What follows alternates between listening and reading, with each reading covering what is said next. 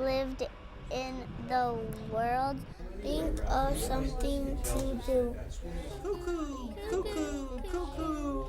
We have about 608 students here at Frank in pre-K through 5th grade. About 40 of them meet with their reading buddies twice a week. Good. They're more formally known as members of AARP's Experience Corps, volunteers who are trained to help students read better. I've been involved for about 5 years. This is my 5th year. Nat Tinkler is kind of the ringleader. He recruited 4 other retirees in his neighborhood. You mark, get set, go. They're young, they're so impressionable, and they're a lot of fun. So I get a lot of enjoyment out of that. But this is more than a feel-good program, according to Principal Martha Huckabo-Smith. They do an amazing job. They read nonfiction text. They work on phonics, on vocabulary, comprehension, fluency, text endurance. They ask all those important questions related to the text that children need to know in order to comprehend and to grow academically. She says tests show students are improving their reading skills. Very good job. And there's another bonus. They're gaining confidence. We can see it in them. We can see the conversations they have with the tutors. We can see the children wanting to read more text. I've stopped in a few times when they're reading with the children, and children will be eager to share what they have read. Many people are afraid of sharks, but I think it's important that especially us seniors who have the time should be able to offer our assistance, whether it be in schools, in a school setting or in a business setting. Why it's important that we give back a little bit. While giving back is a priority for Howard Shapiro, he admits it's not all fun and games.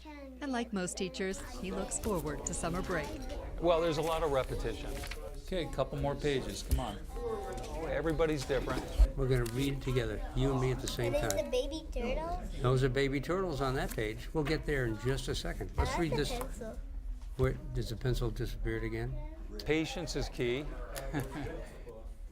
Go ahead, read. The payoff comes from knowing they're making a difference. Gives you a sense that their kids are going to be successful. They'll be able to accomplish something. And sometimes it comes from learning new words. As one of my little girls says, easy peasy lemon squeezy. And is this shark book easy peasy lemon squeezy? Yeah, Yeah? kinda. When the school year ends, these volunteers and students will share a lifelong lesson that friendship, like reading, is fundamental. Was that fun? You did very well. I was very proud of your reading today. It was very good.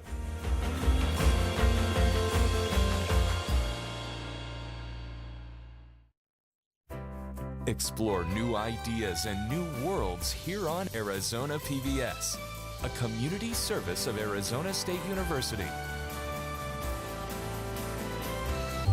I loved Ken Burns' series on the Civil War. It was deeply impacting. I love history. To have those stories told through these letters, through stories of love and loss, it rewrote the book on how to tell a story. When television was invented, there were a lot of people who had dreams about what it could do. I think PBS still aspires for and often succeeds at reaching the highest ideals of what television could be. Coming up next on Arizona PBS, Life and World. PBS Online. Share, tweet, watch.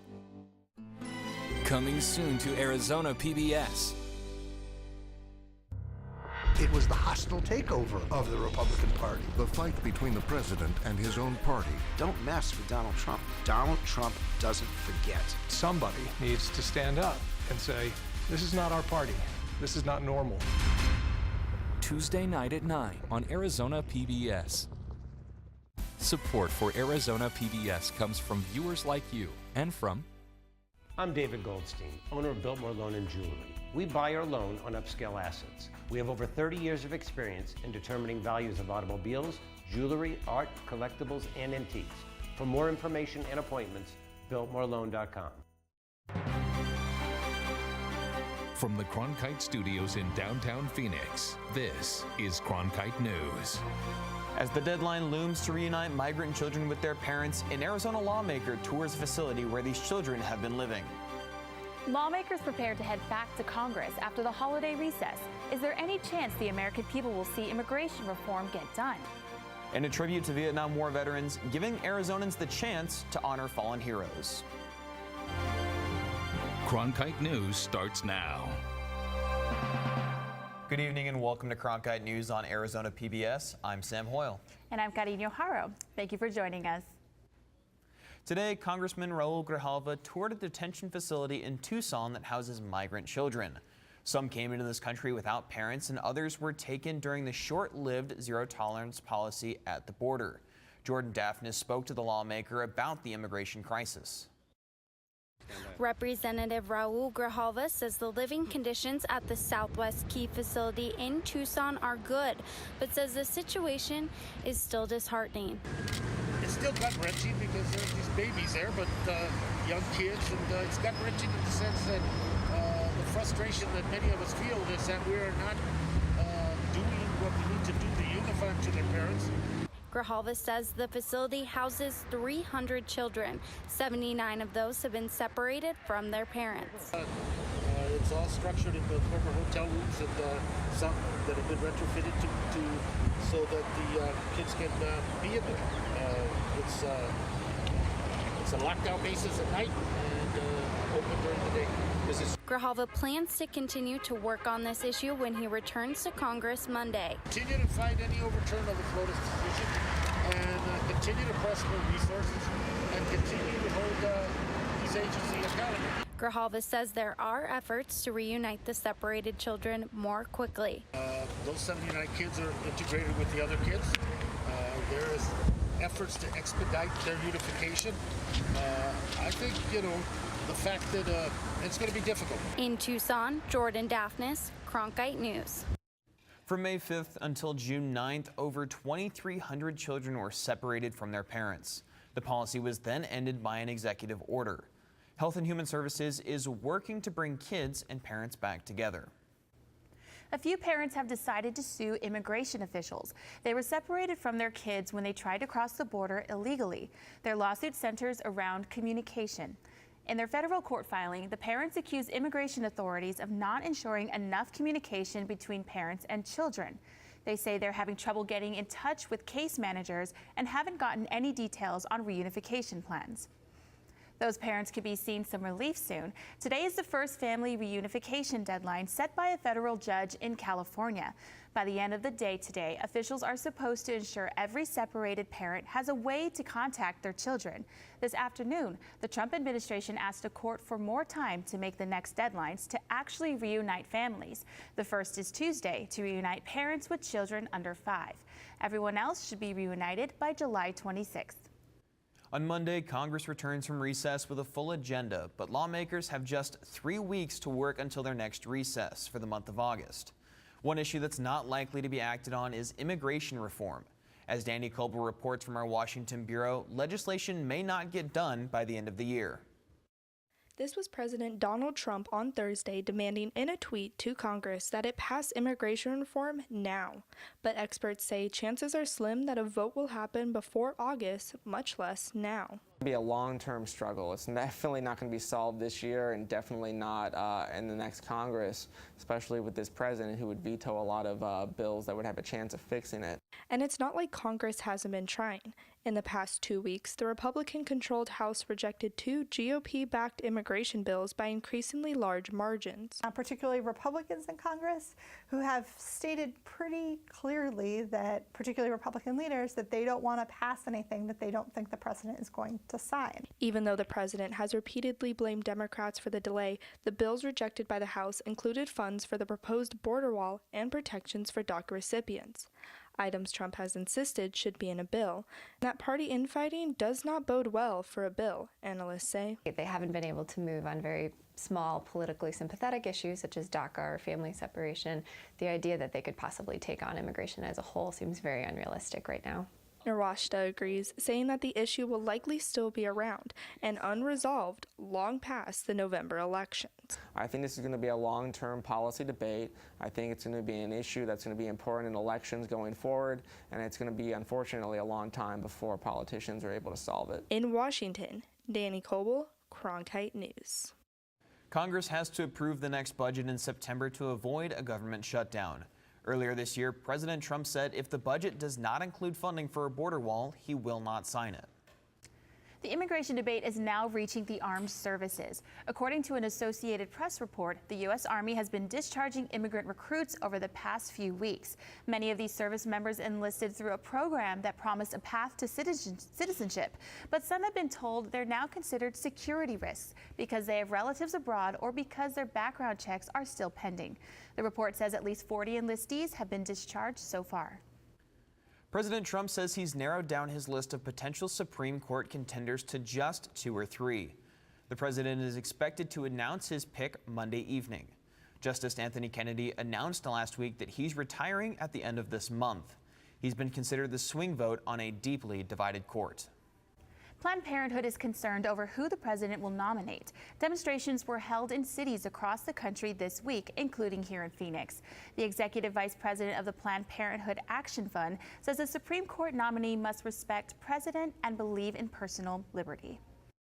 We are calling for a personal liberty standard, that the Senate must only confirm a justice who affirmatively declares that they believe the Constitution protects individual liberty and the right of all people to make personal decisions about their bodies and their personal relationships. The leadership at Planned Parenthood claims the president's choice could one day decide rulings that take away reproductive rights. About 400 soldiers from the Arizona National Guard are preparing for an overseas deployment. The Guard will be sent to assist in Operation Spartan Shield. It's the first time in 10 years the Arizona National Guard has been deployed abroad, and it's still unclear where they'll be sent. Governor Doug Ducey will speak tomorrow at the pre-deployment ceremony at Wells Fargo Arena. More than 58,000 people were killed in the war in Vietnam. Their names are displayed at the Vietnam Veterans Memorial in Washington, D.C. For those who can't make the trip to the nation's capital, a traveling Vietnam memorial wall is in the valley this weekend. As Emily Richardson learned, visiting the wall is a sobering and emotional experience. I'm at one of the Vietnam memorials that travel across the country, giving those who may not be able to make it to Washington, D.C. a chance to remember their loved ones. When you see the name in print on the wall, it's quite a moving experience. They can see that they're not forgotten and that their effort was not in vain. Dennis Blessman and Mark Del Maestro have both been traveling with the wall to different locations for more than a decade. We came back from Vietnam. The 58,318 names on the wall behind me, those young men and women did not come home. They missed everything that life had to offer. Nothing you can do to bring them back. So all you can do is teach the lessons of their death. Blessman volunteers at walls in California, Arizona, Nevada, and Idaho. He says he wants to make sure people know the history. He also says it helps people to see the names of the people they lost on the memorial. A group of family members they found a name on the wall, and it was the first time they had ever seen the name on the wall. And one of the ladies was the mother. It was the son that they had found on the wall. She was in a wheelchair, and she must have sat by the wall with her hand on her son's name for at least 2 hours. The moving wall is a replica of the Washington, D.C. Memorial. It is half the size and has been traveling around the United States for more than 30 years. Both Blessman and Del Maestro have served in Vietnam and lost some of their friends. Coming to walls helps them deal with their losses. When I first started doing this, it was pretty emotional, but now I've come to grips with my survivor guilt, and I've kind of dedicated my off time to be able to come here and do this. The closing ceremony will be held on Monday, July 9th. In Surprise, Emily Richardson, Cronkite News. For some, California seems like a great place to live. It's got a booming tech industry, the Pacific Ocean right in your backyard, and great weather. But living in the Golden State does not come cheap. Coming up on Cronkite News, why more California families are packing up their bags and calling Arizona home. 40% of heat-related deaths happen inside a home. Is the Arizona summer too much for the houses we live in? How new research could change future construction. I'm Judy Woodruff, anchor and managing editor of the PBS NewsHour. The journalists of tomorrow face a fast-changing media landscape, but quality news remains vitally important to our communities, our country, and our world. At ASU's Walter Cronkite School of Journalism and Mass Communication, students learn solid, reliable reporting, holding the powerful accountable, and rebuilding the public's trust. The Cronkite School and Arizona PBS, preparing the next generation for a stronger future of journalism. I'm Ted Simons, host and managing editor of Arizona Horizon. The 2018 election season has arrived. Join us for primary and general election debates.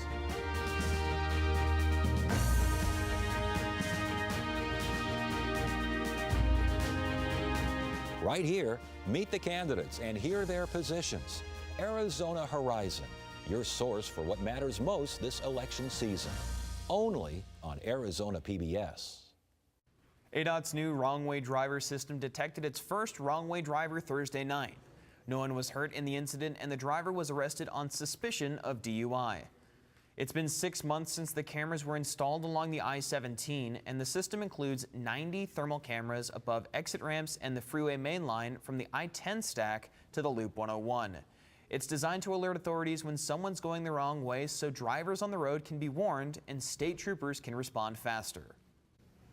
Living in the Golden State requires a lot of gold. Reporter Nia Rowan found out why some Californians are looking to get out. Here, you don't have to be wealthy to live in a great neighborhood, to have your kids go to a great school, to have a really nice community, and not worry about, you know, who's next door. Shelby DeMasseri moved from California to the Phoenix area more than 20 years ago. The price of housing was just so much better than it was in San Diego. Throughout history, around the world, people have moved. Within the past few years, moving from California to Arizona has been amongst one of the most popular. The latest Census Bureau data shows 138,000 people moved out of California. Arizona gained 63,000 residents. People move to be closer to family, to look for jobs and opportunities, and they feel pushed out by the economy. And I do think that's the main factor that's happening. And a USC Dorn Life Los Angeles Times poll confirms that. Finding the high cost of living, including housing, is the top concern for the state. Dina Rainey and her family live between Oxnard and LA. She says they have been debating on whether moving to Arizona would have better economic opportunities for them. We went out to visit and loved it, and we're thinking very seriously about moving there. It just never worked out. So we ended up staying here, but we still talk about it. We talk about retiring there. But moving out of state could mean less time with loved ones. My family's pretty important to me, so I want to be able to see them, but then again, Arizona's not that far. Marjorie Folstick-Orellana is a graduate professor at UCLA and associate director of the study of international migration. Folstick-Orellana says that the people who move are brave. They're taking risks, tremendous risks. They don't really know what life will be like on the other side of any border, they don't really know what opportunities will exist, but they're seeking something because something isn't working for them where they are. And moving doesn't mean you can't go back to visit. I definitely feel like Arizona is more of a home, but I will forever say I'm from San Diego, I was born there, and I love it. And in Los Angeles, I'm Nia Rowan. According to Trulia, Phoenix is the second most researched place for moving out of California, right after Las Vegas as #1. Arizona summers are known for their brutal heat, and to stay cool, most people just stay indoors. But even inside, you could still be at risk. Coming up on Cronkite News, new technology to keep you safe in case your AC can't take the heat. We're tracking some big weather changes this weekend with some possible monsoon activity. I'll have all the details coming up. I'm Matt Berry, ESPN Sports Center anchor and graduate of ASU's Walter Cronkite School of Journalism and Mass Communication. With its bachelor's and master's degrees in sports journalism, the Cronkite School is preparing the next generation of sports journalists to tell stories that matter, stories that excite, inspire, and inform. Cronkite immerses students in covering sports at all levels in one of the country's top sports markets. It's this hands-on experience under the guidance of award-winning sports media veterans that shape the top journalists of tomorrow. By the year 2050, there will be more plastic in the ocean than fish. Before Professor Halden, I had an insane amount of passion, but I almost felt helpless because I didn't know how to use it. Professor Halden gave me a chance to make a difference. Being at a place like ASU allows you to take these big leaps. Ultimately, the biggest problems in the world cannot be solved alone. We're 3 weeks into monsoon season, and Thursday we finally saw a staple weather event here in Arizona, dust storms. This is video people in the Southeast Valley shared on social media. The dust blew in around 4:30, seriously limiting visibility. It even forced the I-10 to close south of Casa Grande in both directions. Thursday was also the hottest day of the year so far, but a little bit of rain did make it to Gila County. Roger Ratley is in the Weather Center tracking monsoon 2018. So Roger, can we expect any of this rain in Phoenix soon? Well, there is a chance for some rain in the forecast, but let's not get ahead of ourselves. Let's take a look at our current conditions first. Right now it's 110 in Phoenix. Pretty breezy out there with some winds out of the east. Around the valley we see similar conditions, 111 in Glendale, 108 in Mesa. Around the state, Flagstaff saw a high of 86, Lake Havasu 113, and Tucson had a high of 103. Here in Phoenix, we had a high of 111, which was just above our average of 107 for this time of year. We did manage to avoid that record temp of 116 that happened back in 1942. However, we are still under an excessive heat warning until 9 p.m. tonight. So if you're gonna go outside, please stay hydrated and slather on that sunscreen. As we head into the weekend, things will begin to change. Saturday, it's gonna be partly cloudy with a high of 112. Sunday, mostly cloudy with a high of 109, and that's our best chance for rain. As we look at the rest of the work week, we see that it's going to be mostly cloudy, and we'll stay under we'll stay under our record temps. In the Weather Center, I'm Roger Ratley. With Phoenix temperatures hitting 114 degrees during the summer, a power outage in Arizona would be catastrophic. Reporter Amanda Mason shows how these scientists are testing buildings under critical conditions. Center are trying to find ways to reduce fatalities during a heat disaster. I visited the computer lab for heat simulations and climbed on top of the roof of one of the ASU's buildings to learn more about how scientists are testing technology. From actual building models to computer simulations, PhD candidate and research assistant Amir Banyasadi tests different structures and materials under critical conditions to find ways to protect people from a heat disaster where everyone loses air conditioning. Most people find surprising is that, especially during extreme heat events, most of the victims die inside their homes. In fact, in an average year here in Maricopa County, approximately 40% of the people who will suffer a heat-related death will have an indoor place of injury. Since the research will impact human lives, it's important for Banyasadi to experiment in this building that sits on top of the university. We use simulations to see how you can improve a building's resiliency to heat, and by that I mean make a building in a way that it takes a longer time for the building to reach those critical indoor temperatures. Temperatures on the roof can reach 120 degrees. In order to be as realistic as possible, scientists place light bulbs inside the test building to mimic the heat generation of human bodies. And that means that 2 of these can roughly equal 1 person. And it only takes a few hours without AC on a hot day in the summer to reach life-threatening temperatures indoors. Almost every case where we have a heat-associated death associated with an indoor place of injury, the air conditioning unit is found to be off or in some state of disrepair at the home. Which is why Banyasadi is focused on cost-effective technology. He has seen a 15-degree decrease in temperature when homes are built with phase change material. Sheets of these capsules are placed in the dry wall. It absorbs the heat during the day, becoming liquid, and then turns back into solid form at night when it cools off. That technology is being tested in the simulation house, along with shading the roof with solar panels and other reflective technology. Continuing to study temperatures in homes around Maricopa County to help them find ways to improve community health. In the broadcast center, Amanda Mason, Cronkite News. Esports has become one of the fastest growing industries in the world, combining technology, determination, and culture. And it's turning into big business. Coming up on Cronkite News, how a casino goes from table games to video games. Join us each week on Catalyst, the show that explores new advancements, technologies, and innovations at Arizona State University that are shaping the future for tomorrow and beyond. Catalyst, Wednesdays at 9, right here on Arizona PBS. I like working for Cronkite News because it gives us the opportunity to find a different angle on the same stories that every other news outlet is covering across Arizona.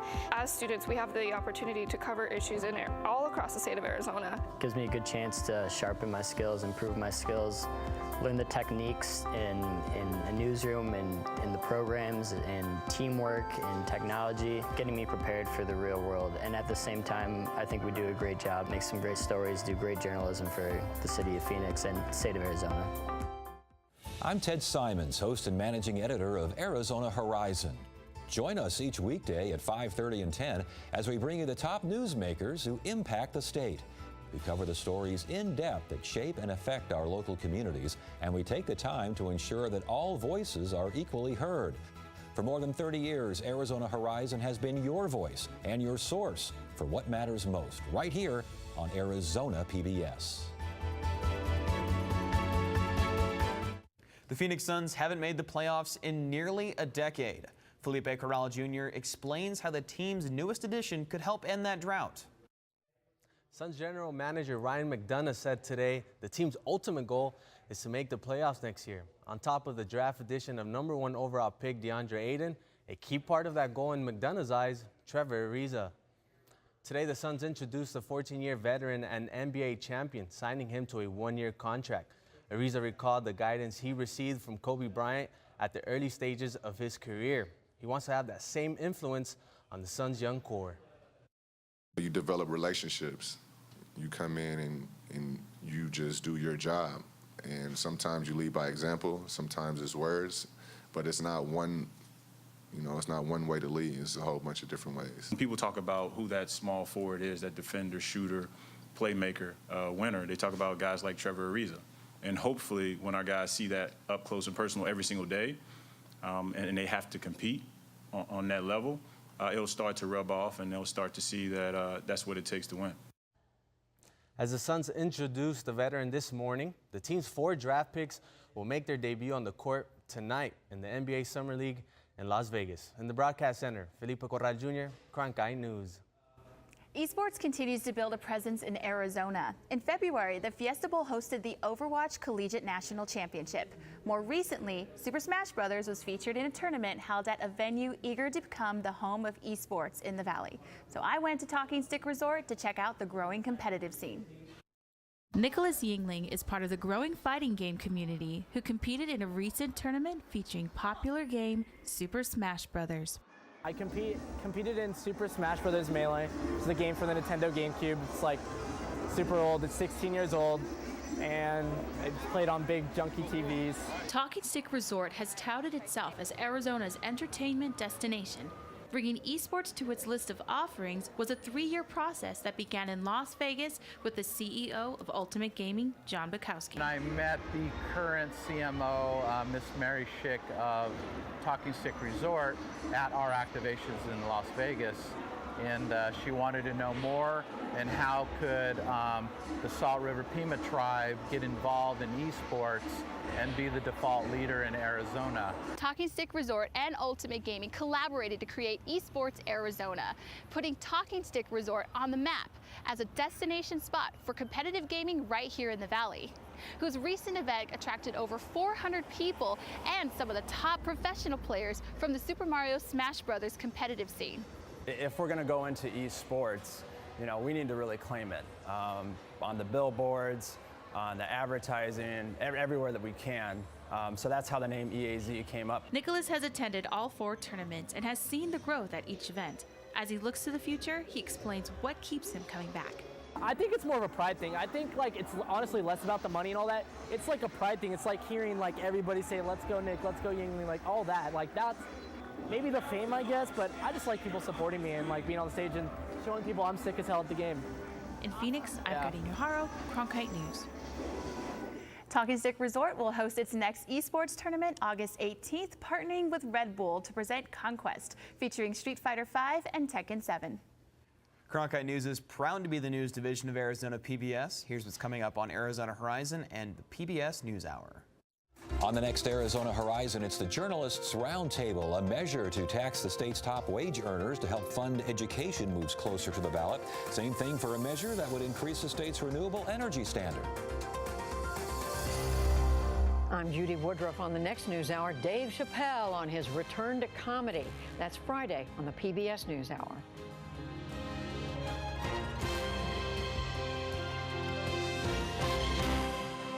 That's it for Cronkite News tonight. Thank you so much for joining us. For top Arizona stories anytime, go to cronkitenews.azpbs.org.